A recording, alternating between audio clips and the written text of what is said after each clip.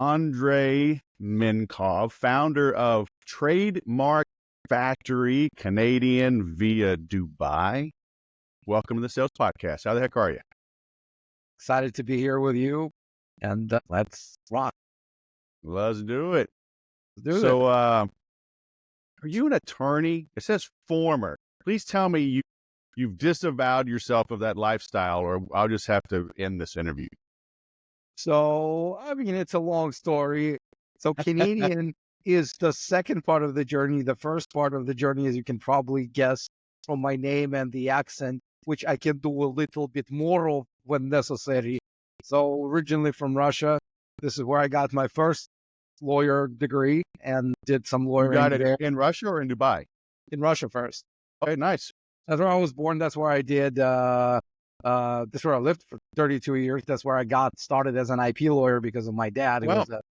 And then I moved to Canada for 16 years, and then that's where I got my second law degree. And now I moved from Canada to Dubai, and just basically running my trademark registration firm out of there.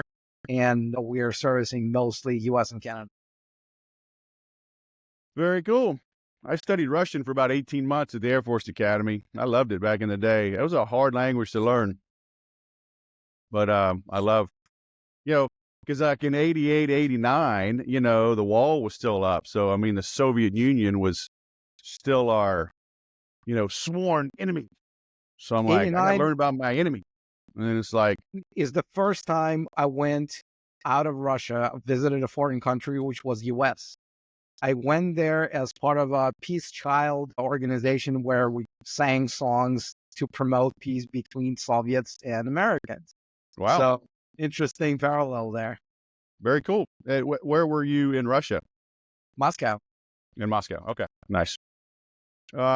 So probably totally unrelated, but I'm just interested. 89, it's still the Soviet Union, right? So what was it like coming to America? Were you raised like, hate America, they're the evil capitalists, or was it like, that's the propaganda and like the regular people are like, it doesn't seem that bad? No, I was raised in a family that was really anti-Soviet. Okay. But nothing could have prepared me for what I saw in U.S. I was blown away. It was a love at first sight. Nice. And like I said, this was my first trip out of home. I was 13 years old. And it wasn't just freedom from parents. It was also freedom that I saw everywhere, on the streets, in the stores, and like seeing all of the stuff that really wasn't there in the Soviet Union. It's an impression that you just can't remove. And for many years, I was like, maybe I should have figured out a way to stay. Maybe I should have done that. But I didn't. And so I started my career in Russia, which started really because of my dad, who was a famous composer.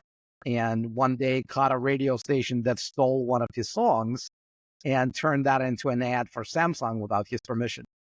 And so he asked me if I could take that to court, which we did. And like, long story short, I had to take this case to the second highest court in the nation and before we won. And the career as an IP attorney was going better and better and better and better until one day I'm like, if I don't do it now, meaning leave Russia and go to what I thought would be, a capitalist paradise, which I had in my memory as a kid. Like, if I don't go now, and it was 2007, I will never go, because obviously the more successful you get, the more ties you get to one place, the harder it gets to leave. And so in 2007, I up and went, basically said, you know what? I'm just going to try a completely new thing, and moved to Canada because it was easier to immigrate to. Like, they have a clearer path to citizenship, clearer path to residency, and started the whole thing again there. I don't even remember what question I'm answering. I thought it was yeah, that's cool. So and this may be just a little bit of American ignorance, but I mean, what is the law like in Russia? I mean, I can imagine it. In my understanding, like under the Soviet Union, there kind of isn't law, right? It's kind of more dictatorial. But I guess once the wall came down, the Soviet Union disbands. Maybe there is a little more law and order in Russia. So that's really the reason why the things turned out the way they did, because that incident with my dad was in 1996 when Russia just transitioned Okay. from post Soviet Yeah. socialist copyright laws, which basically said that government owned everything, Yes. toward free market copyright laws, which are more in line with every other country now. Yes. The thing was that there were no attorneys with any experience in the new system. Yes. Like, it was a really relatively level playing field. That's why Dad came to me, because he said, I can go to any other attorney. They don't know much more than you do. And I said, well, I know nothing. He said, Right. well, you can probably learn something Yeah. on the You'll way. figure I'm it like, out. okay. You're motivated to learn it. Yeah, and I'm like, I've always admired my dad. So I said, as long as you don't mind me freaking this up, I'm happy to learn at your expense. And Yeah. that's Yeah. Yeah. I've been doing this ever since. Cool. Was it hard getting licensed in Canada? Is there good reciprocity?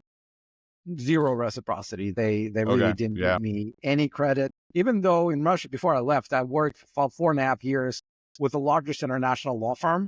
Baker McKenzie did work for Apple, Microsoft, DreamWorks, J.K. Rowling. So if you can think of a big name, I've Yeah. probably done something for them in Russia. And I'm like, guys, can you maybe give me some recognition? And they're like, you know what? If you're super brilliant, if you write this extra exam, we maybe will give you half year off. And I'm like, screw you. I'm just going to go the regular path and not even worry about it. And so I went through the whole law school experience in Canada, which actually I'm glad that I did, because my understanding of common law and really the law in US and Canada was very full of misconceptions. Let's put it that Yeah. way. Yeah. If I didn't go through the whole thing, it would have I probably would have made a lot of costly mistakes for me and my Yeah. clients, which Yeah. again I Yeah. would prevent it.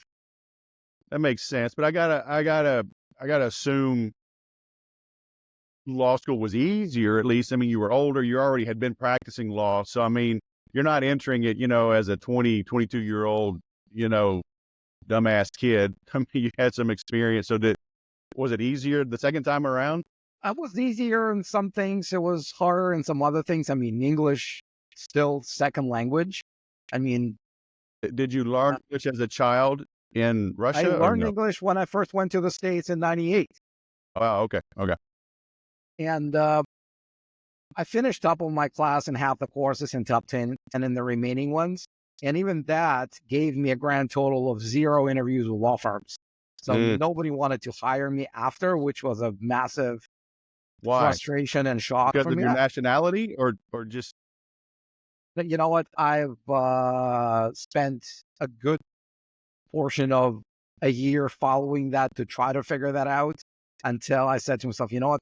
Doesn't freaking matter why. What yeah. matters is what do I do with that?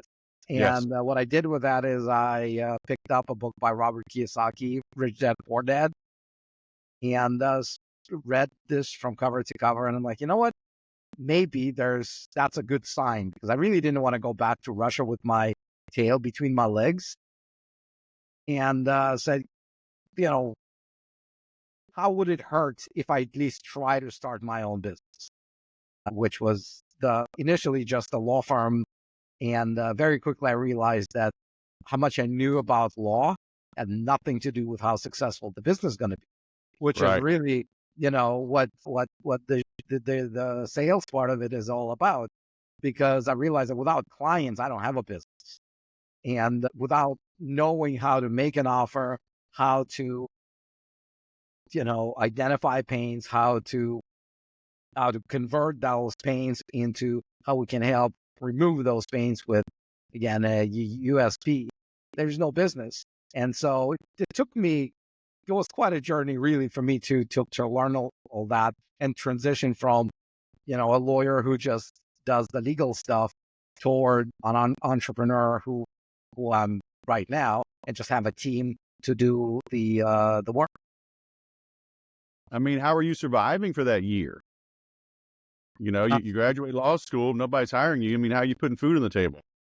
So it was, yeah. So when I came to Canada, I sold an apartment that I had in Russia, and my calculation was that it should have lasted me until the last day of law school, right? And it did. But of course, the assumption was that after that, I'm going to have a high paying salary, which I didn't. And yeah, that was lots of stupid stuff that I did. There was some loans, for a big chunk of which I bought silver, uh, following advice of some people who are going to say that silver is going to go up like crazy, which it didn't.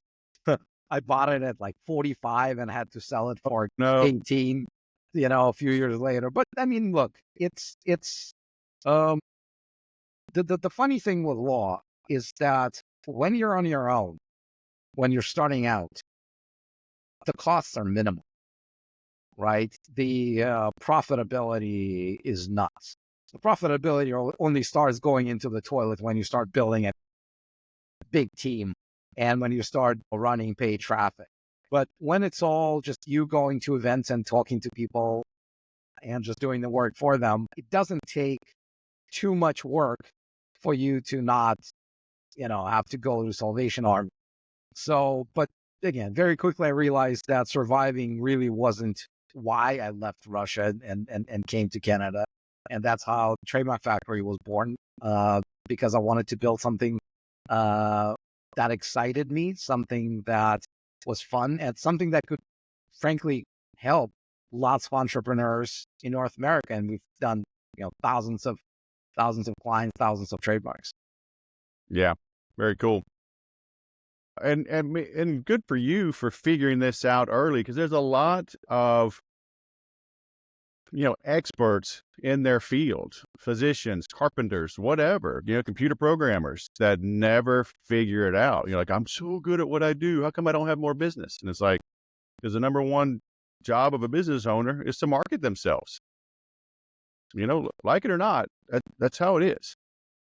The bar associations and law societies do a really good job at scaring young lawyers into believing that they are some sort of special people, that legal services is a profession and not just a service, like any other service that people, you know, can value or not value. And I didn't really buy into this, and very, very quickly basically saw that, it's a service like any other, because I use lawyers, and, when they don't treat me like it's a profession, they treat me like an ATM. And so I wanted to provide a different type of experience to my. Yeah. Well, and hey, look, that's true in real estate as well. I had my license in Texas. My son is licensed now. And, you've probably seen the ads. Look for the Circle R. We're realtors. We make the American dream possible. And then you get into a negotiation, they are as cutthroat as a used car salesman. I mean, they are out there for blood, man. I'm like, well, but you're paying to the MLS and the National Association of Realtors, and they build this nice image. Like, whatever. They're scoundrels. And I mean that with love. I mean, if propaganda didn't work, they'd call it something else. But it works so well, and it's so easy to brainwash people. It's not even funny. And not just, it doesn't only go for, stupid people.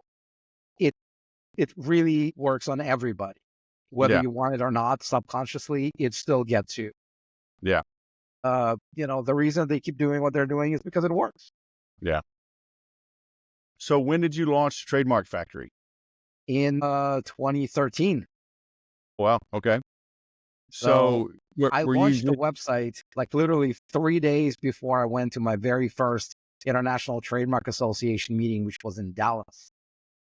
And I was so scared to go there. It was my first big event hmm as a solo. Imagine a room with 11,000 trademark attorneys. That's what it is. It's like from all over the globe. I knew at that time already that unless I have something special about the offer or about me, nobody's going to remember me, from all the other 11,000. And so I came up with an offer that everyone told me I was nuts for having. Like every single attorney told me it cannot be done. It's not going to work. And I'm glad that they did that because to me, it was validation that I had enough time to build it up into a brand and to a business that would get its share of clients and its share of business. all right, so let's unwind this. So when did you graduate law school? Canadian one, Yes, 2011. 2011. Okay, so you were just doing like Well, regular. the law school 2010, and then there's a mandatory year of what's called articling in Canada, which means you basically work for peanuts for some law firm before Kind of you're like allowed a to write the residency bar for an exam. attorney or something, or Yeah, for a doctor, or like a yeah, probationary yeah, period. yeah, and then you're allowed to write the bar exam. So I got that in 2011.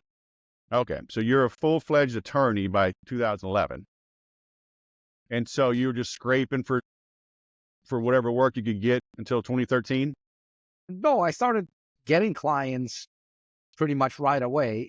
The brand Trademark Factory came to me in 2013, Okay, and the rest is history. Basically, in 2015, I dropped my lawyer license because in Canada there's two separate licenses. One is for trademark agents, one is for attorneys. okay, And I realized I didn't want all the limitation that the lawyer license imposed on me, and kept the trademark agent license. Realized that I don't want to do any lawyering other than what concerns trademarks. So that's where we are nice. right now. Okay, so you are, for lack of a better term, a regular attorney for like a couple of years, but did you not like it? And is that why you were coming up with this new idea? Like what?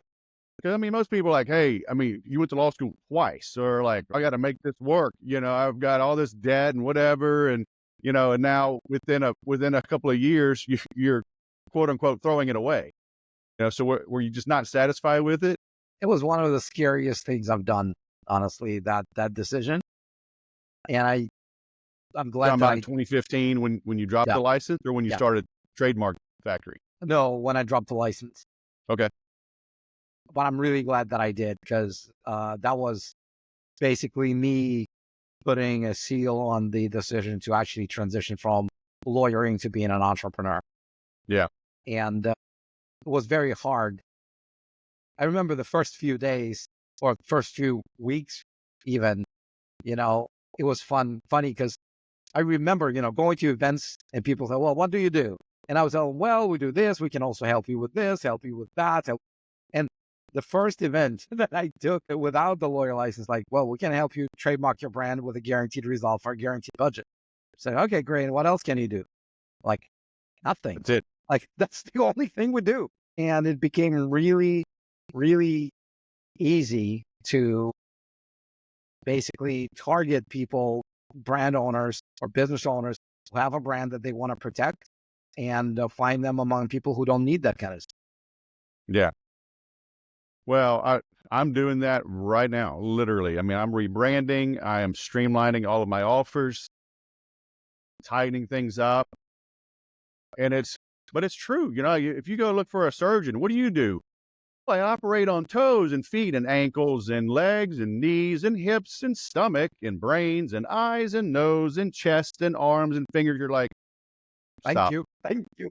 I can also do hair transplants and I Yeah. can also I'm do also an some, esthetician. I do yeah, mani pedis. Like, okay, I got a bad knee. I'm gonna go find an orthopedic surgeon, and ideally a right knee orthopedic surgeon, a right knee for 50-plus-year-old males orthopedic surgeon. So So you're running around Dallas. Everybody's like, "You're crazy. You got to do all sorts of law. You got to have all these books and do all this law." How soon did things start to pay off? When, you know, did you run across somebody even at that conference that goes, "Holy crap, that's exactly what I need"? Well, that conference is just lawyers, right? There are no clients there, Well, yeah, that's true. right? But So, when so I why were came you there?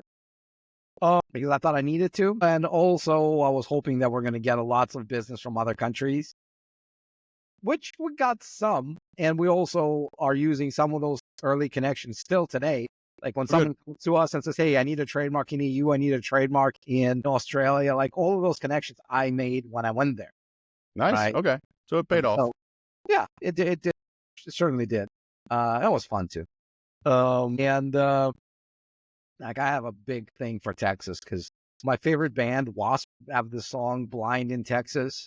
So I remember when I went to that to Dallas to that show, to that conference, I took an extra week after rented the car and basically drove it across all the cities in Texas in the order mentioned in the song. And then the song basically he sings about all those places where he got really drunk, right?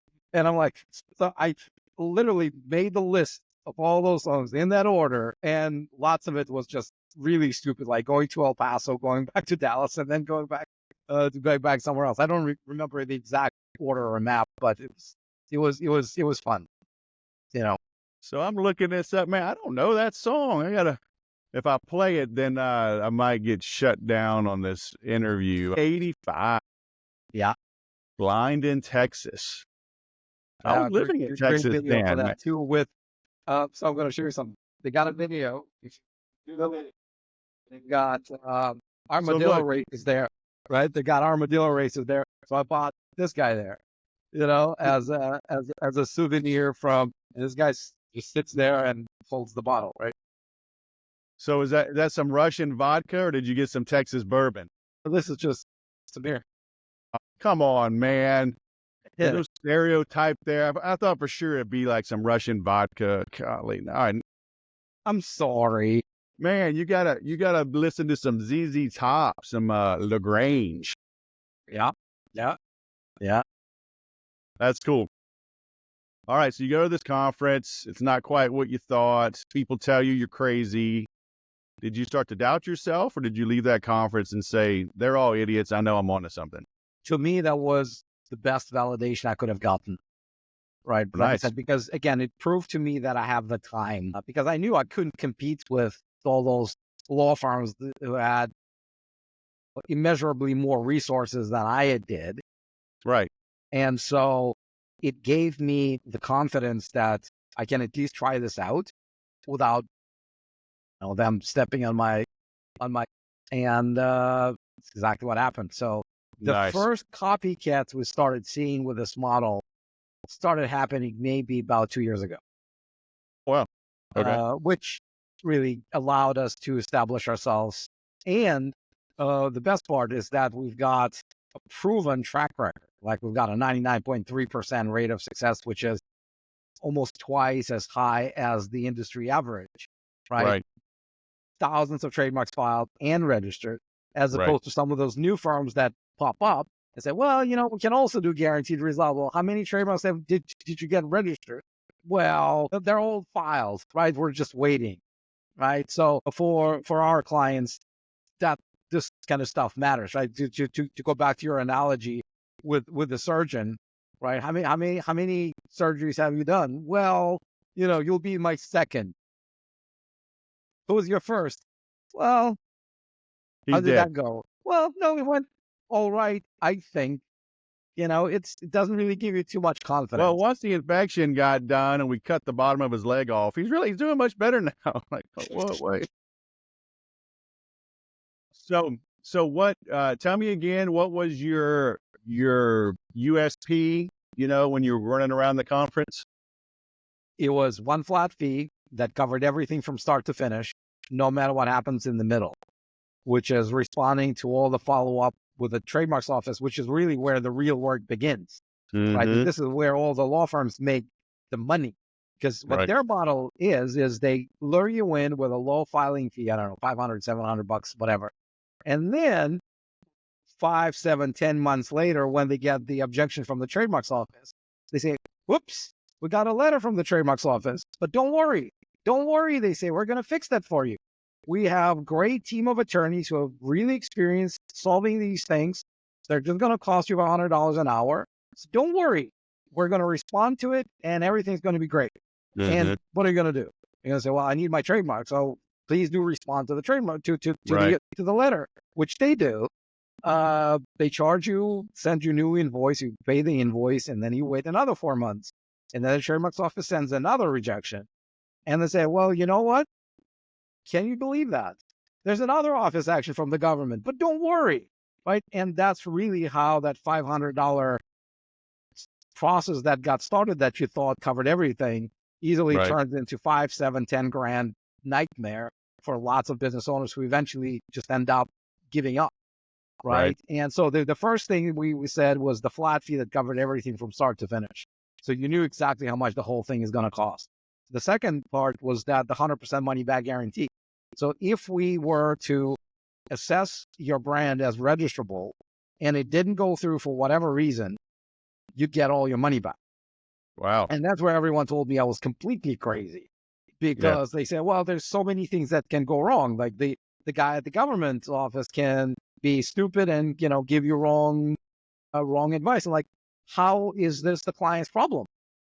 Like they trusted me to give them the result. They didn't come to me for the time that I'm going to invest working on their file. They came to me because they wanted a registered trademark. If they don't get a registered trademark through me, which I told them I could get, it's unfair for me to keep their money.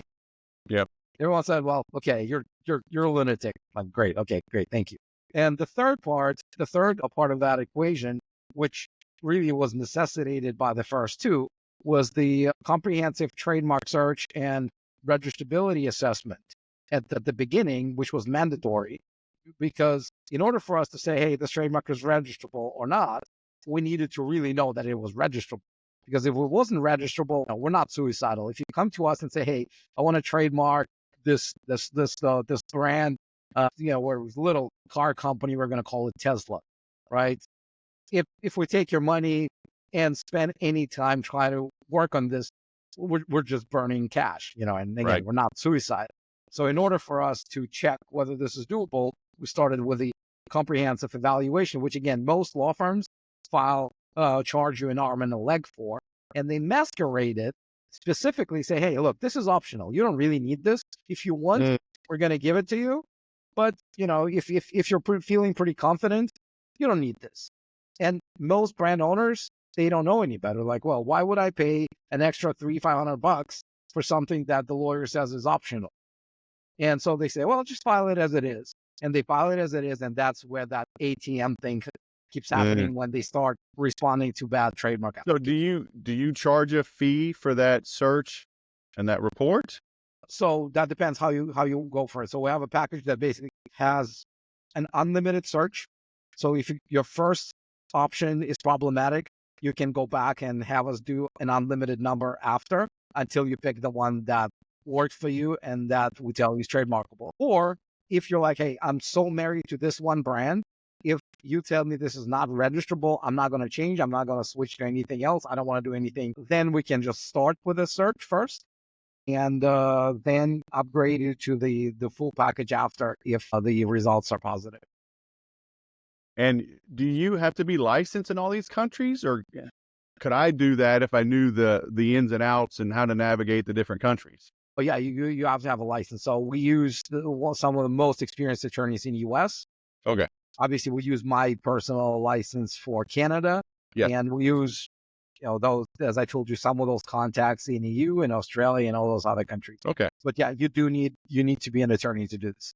Yeah. So you've got the contacts, the network. Yeah. To make that happen. Yeah. Good.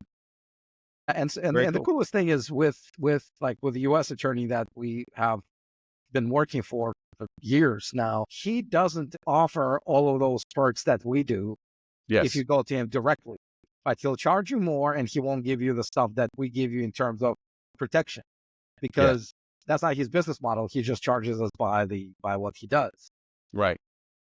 We've done enough of these to be able to evaluate the risks. Sometimes we lose money on a client, sometimes we make good money on a client, but in the end of the day, everyone wins. Yeah. Cool. And that's it. Y'all do not do any other law. No, like even if you have a trademark dispute, we're not going to do it. We'll just do trademark registration. If you have a problem with someone, we can connect you with someone who can help you, Sure. but it ain't going to be us. Yep. Nice. Very cool. And so, I mean, I love the story. Getting after it, figuring out marketing is key.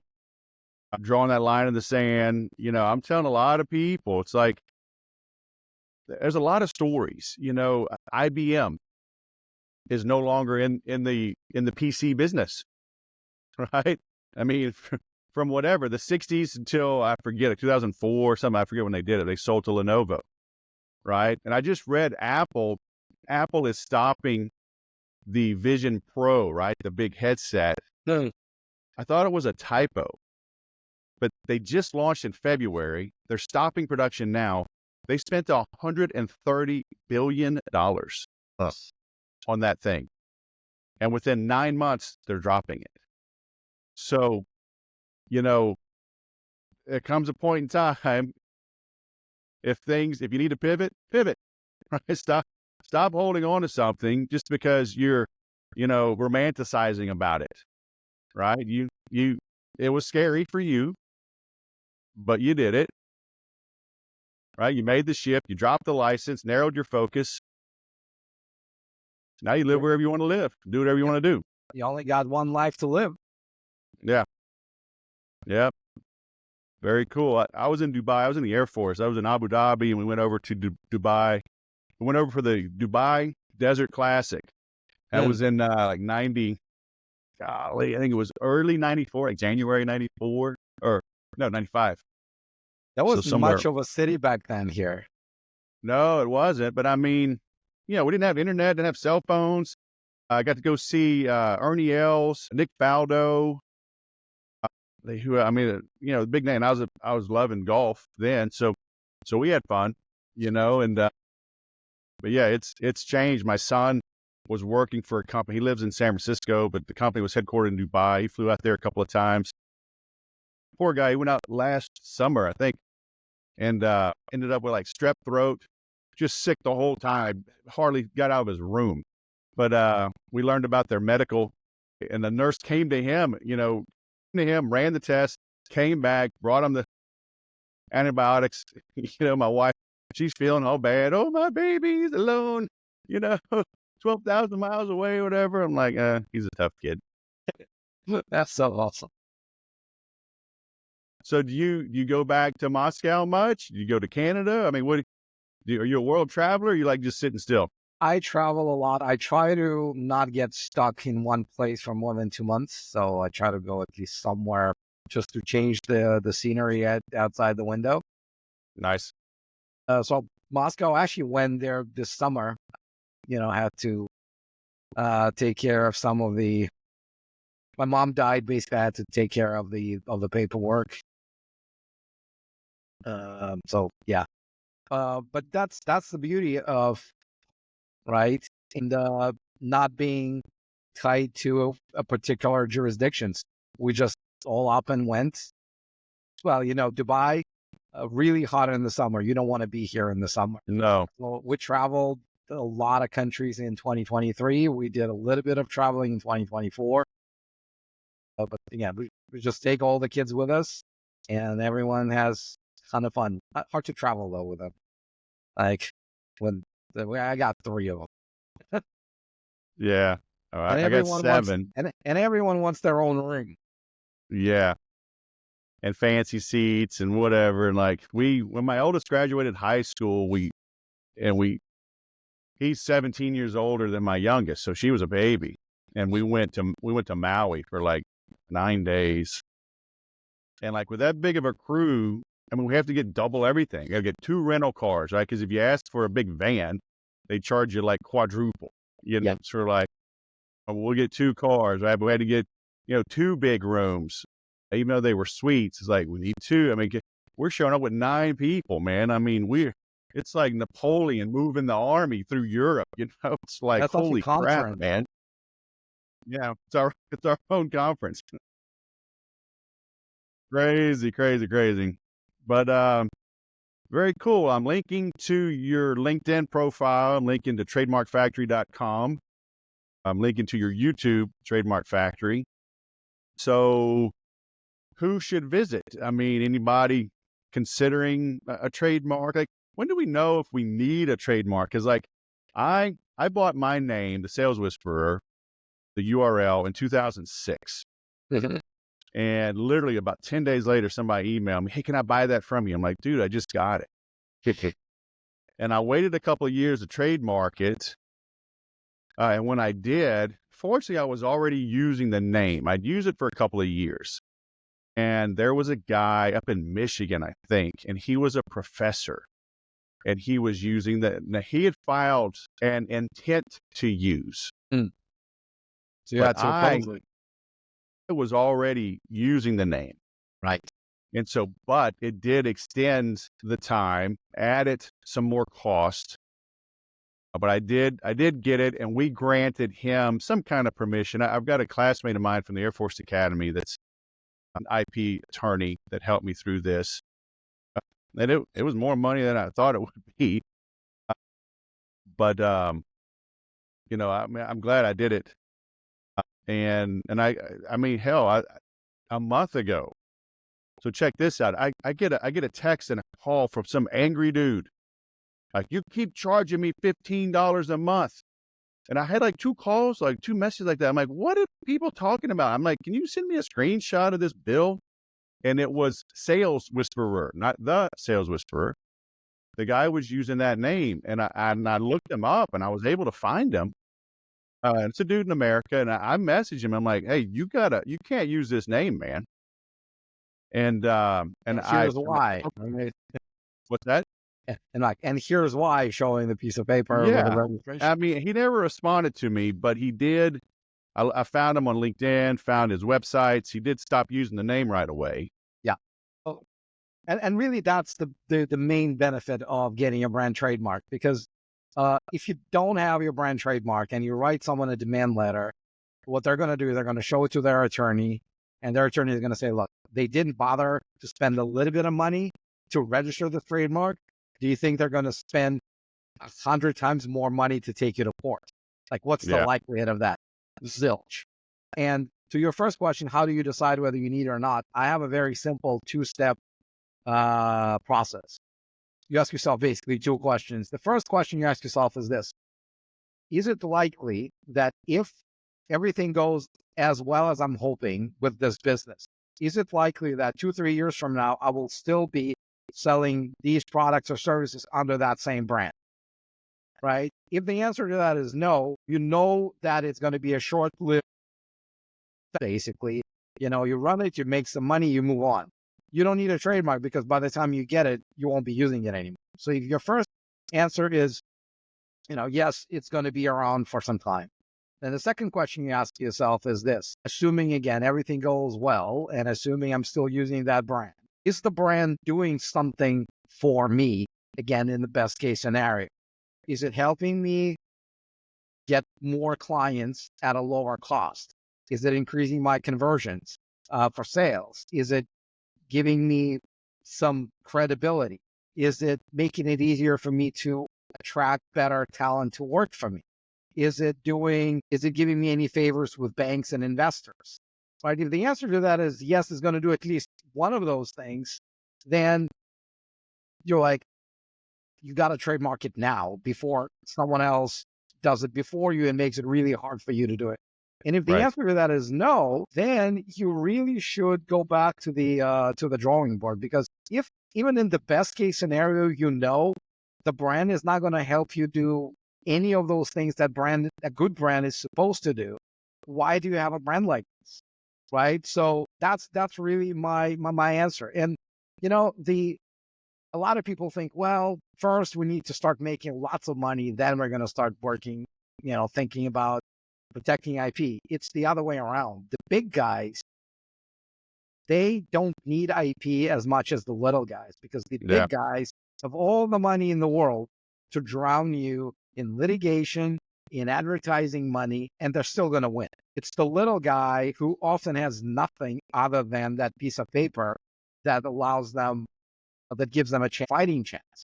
Like, we're funny enough, like literally an hour ago, my marketing team sent me a script to do a YouTube video, and it's about Google's trouble with the word Google being used generically, right? And they had a big fight that's at the Supreme Court, I believe, in the U.S. that people were saying, "Hey, Google is now generic. Let's take away that trademark." And Google made a ton of mistakes in terms of protecting their brand, but they can afford it. Like, Yeah. like the money that they spend fighting these things, they're dropping the bucket for them. But Yeah. for a small business, that's it. That's the end. That's the end Yeah. of the game. Yeah. And so, really, what I always say, if you're starting out but you think you're going to get somewhere, get it now, because really, what a trademark is, it's an investment in the future of your business. It doesn't matter Yeah. where you are today. We've got a Yeah. ton of clients who haven't even launched, right? But they have the belief that if everything goes as well as they hope it will, and they're going to put all the effort building it, then the brand is going to be worth something. Yep. Right. So, okay, what do I do? So I'm downplaying the sales whisperer, rebranding as the business fixer. Mhm. Yeah, I've got a book, The Sales Whisperer Way. Obviously, I got the URL, thesaleswhisperer.com. Do I need to keep the trademark? We have a few clients who actually sold their brands to someone else who saw value in that. It's it's obviously a good way out because you monetize on an asset that you built. And really, it boils down to how much of the value you've built. It's like Kodak. It's a great example, right? All their business was kaput. The only thing they had left was the brand, which Yeah. still holds value, So, right? And they were able to monetize on that, even though, the rest of the business unfortunately didn't make it. So right.